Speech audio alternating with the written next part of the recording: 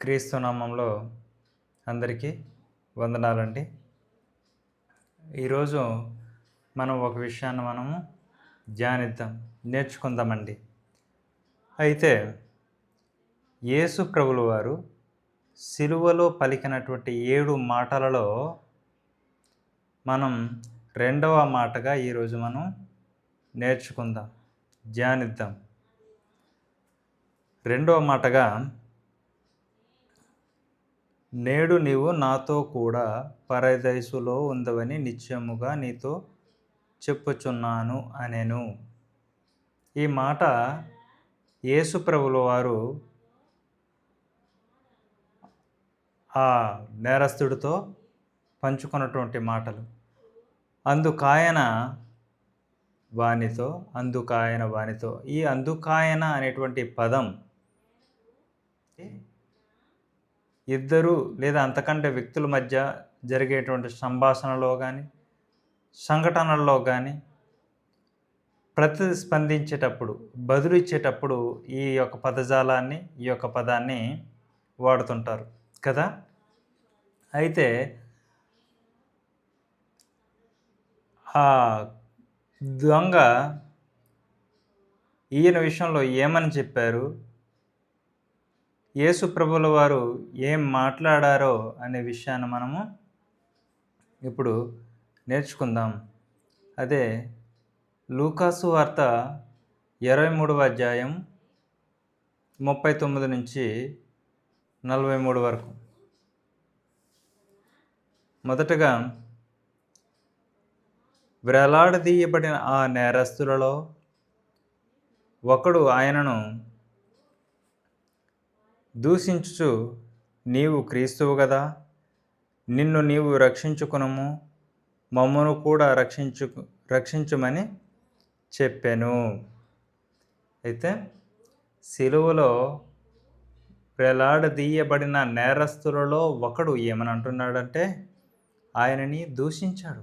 ఏమని? ముందు నిన్ను నీవు రక్షించుకో, తర్వాత మమ్మల్ని కూడా రక్షించుకోమని చెప్పి దూషించాడు, హేళన చేశాడు, అపహాస్యం చేశాడు, తక్కువ చేసి మాట్లాడాడు కదండి. ఆనాడు ఆ దొంగ క్రీస్తుని హేళన చేసి మాట్లాడాడు, తక్కువ చేసి మాట్లాడాడు. ఈనాడు ఎంతోమంది క్రీస్తు విరోధులు, క్రీస్తు అంటే గిట్టని వారు దూషిస్తుంటారు, హేళన చేస్తుంటారు. అంతేకాకుండా క్రీస్తు అనుచరులపైన, క్రీస్తు రాయబారులపైన కూడా, దైవజనులపైన కూడా పేడ నీరు జల్లడం, రాళ్లతో కొట్టడం, అపహాస్యం చేయడం, సువార్తను అడ్డుకోవడం, ఇలాంటి పనులు చేస్తూ దేవుని పనికి హేళన చేస్తుంటారు కదండి. అయితే ఇలా దూషిస్తున్నటువంటి ఆ నేరస్తుడికి మరో నేరస్తుడు ఏమని చెప్తున్నాడంటే, ఆయనను గద్దిస్తూ, నీవు అదే శిక్షా విధిలో ఉన్నావు కనుక దేవునికి భయపడవా అని అంటున్నాడు. దేవుడంటే నీకు భయము లేదా, దేవుడంటే భక్తి లేదా, దేవుడంటే భీతి లేదా అని రెండవ నేరస్తుడు మొదటి నేరస్తుడిని గద్దిస్తున్నాడు అతను అన్నటువంటి మాటలకు. సాధారణంగా గద్దింపు అనేటువంటి మాట మనం ఎప్పుడు వింటుంటామంటే, తల్లిదండ్రులు పిల్లలు చేసేటువంటి తప్పుడు పనుల బట్టి తల్లిదండ్రులు పిల్లల విషయంలో గద్దిస్తుంటారు. అలాగే ఉపాధ్యాయుడు పిల్లల విషయంలో కూడా వారు తప్పుడు తోవలకు వెళ్ళకూడదని, వారు చేసేటువంటి తప్పుడు క్రియలకు ఉపాధ్యాయులు పిల్లల విషయంలో గద్దిస్తుంటారు కదండి. అయితే మనకైతే ఇది న్యాయమే, మనము చేసిన వాటికి తగిన ఫలము పొందుచున్నాము. ఆ రెండవ నేరస్తుడు ఒప్పుకున్నాడు. ఏమని? మనకైతే ఇది న్యాయమే, మనము చేసినటువంటి అతిక్రమములు, పాపములు, తప్పిదములు బట్టి ఈ శిక్ష మనకు న్యాయమే అయితే గాని ఈయన ఏ తప్పిదమును చేయలేదని చెప్పాను. ఈయన ఏ తప్పిదము చేయలేదని చెప్పాను కదండి. ఆనాడు యేసు ప్రభులు వారు సాక్షార్థమై తనే స్వయంగా పలికినటువంటి మాటలు మనం చూస్తాం. నాలో పాపమున్నదని మీలో ఎవడు స్థాపించును అనే మాట మత్తయిలో మనం చూస్తాం. తర్వాత పిలాతు కూడా ఏమన్నాడంటే, ఈయన యందు ఏ పాపమును నాకు కనబడటం లేదని అదే అధ్యాయం 4వ వచనంలో అంటాడండి. తర్వాత అదే అధ్యాయం 15వ వచనంలో కూడా ఒక మాట ఉంటుంది. ఏంటంటే,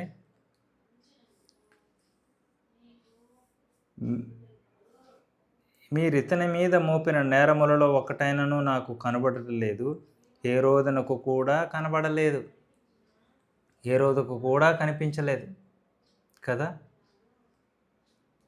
దొంగ చెప్పాడు, పిలాతు చెప్పాడు, తర్వాత హేరోదు చెప్పాడు, స్వయంగా యేసుప్రభుల వారే చెప్పారు నాలో ఏ పాపము తప్పిదము లేదని చెప్పి. ఆయనను కూడా ఆయనను ఎలాగైనా సిలువను ఎక్కించాలనే ఉద్దేశంతో అబద్ధ సాక్ష్యంలో పలికి సిలువను ఎక్కించాలనేటువంటి ప్రయత్నం చేస్తున్నారు. ఆయనను చూసి, యేసు, నీవు నీ రాజ్యంలోనికి వచ్చినప్పుడు నన్నును జ్ఞాపకం చేసుకొనుము. ఆ దొంగ తన యొక్క తప్పిదముల నిమిత్తమై పాపములను ఒప్పుకొని యేసు ప్రభుల వారికి అంటున్నారు, నీ రాజ్యంలోనికి వచ్చినప్పుడు నన్నును జ్ఞాపకం చేసుకున్నానని చెప్పాను కదా.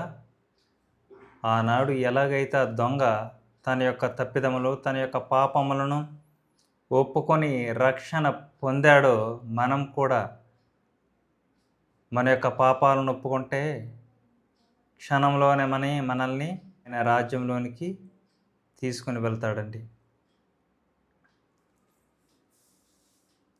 అయితే ఇక్కడ నీ రాజ్యము అనేటువంటి పదం ఉంది కదండి.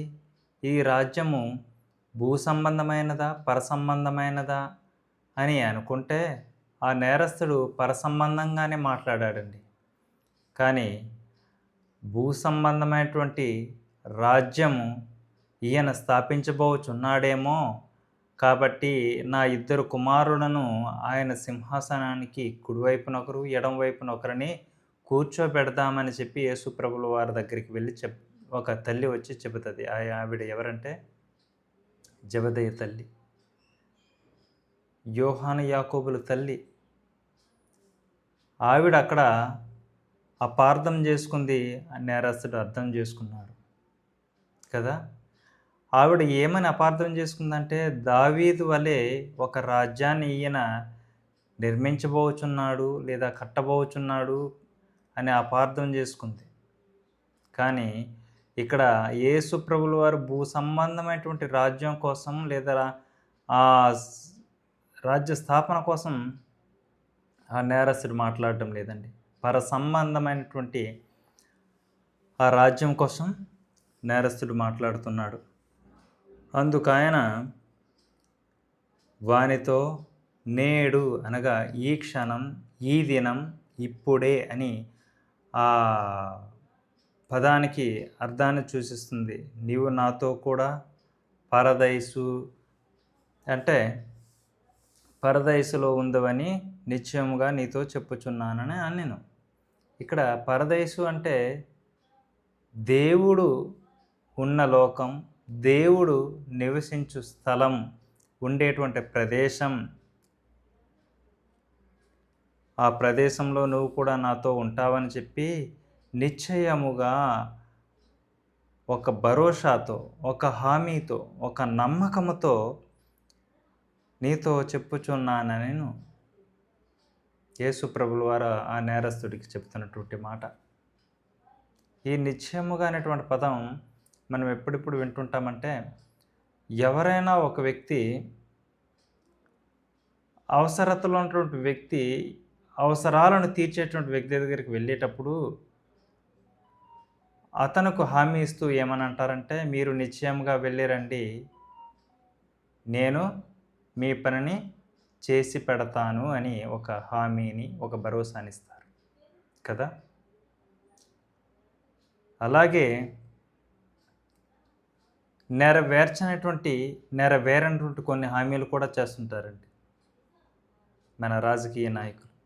ఇటువంటి హామీ ఇవ్వలేదండి యేసుప్రభుల వారు ఆ నేరస్తుడికి. ఒక నమ్మకమైనటువంటి, ఖచ్చితమైనటువంటి, నిశ్చయమైనటువంటి ఒక నమ్మకాన్ని, భరోసాన్ని ఇచ్చాడు. అయితే యేసుప్రభుల వారు సిలువలో పడుతున్నటువంటి ఈ యొక్క శ్రమలు, ఈ యొక్క నిందలు, బాధలు గూర్చి కొందరు ఏమనుకుంటున్నారంటే, 2 చెక్కలు 3 మేకులు పీకుకోలేనటువంటి వాడు దేవుడా అని ప్రశ్నిస్తున్నారు. వాళ్ళకి అర్థం కాలేదు. కాబట్టి హేళన చేసి మాట్లాడుతున్నారు. అయితే ఇది అనుకోకుండా, లేదు కావాలని అప్పటికప్పుడే జరిగిపోయినదా అనే విషయాన్ని మనం పరిశీలిద్దామండి. పేతురు 1 అధ్యాయం 19వ వచనం. అమూల్యమైన రక్తము చేత అనగా నిర్దోషమును నిష్కలంకమును గొర్రెపిల్ల వంటి క్రీస్తు రక్తము చేత విమోచింపబడితరని మీరు ఎరుగుదరు కదా. ఆయన జగత్ పునాది వేయబడక మునిపే నియమింపబడెను కదండి.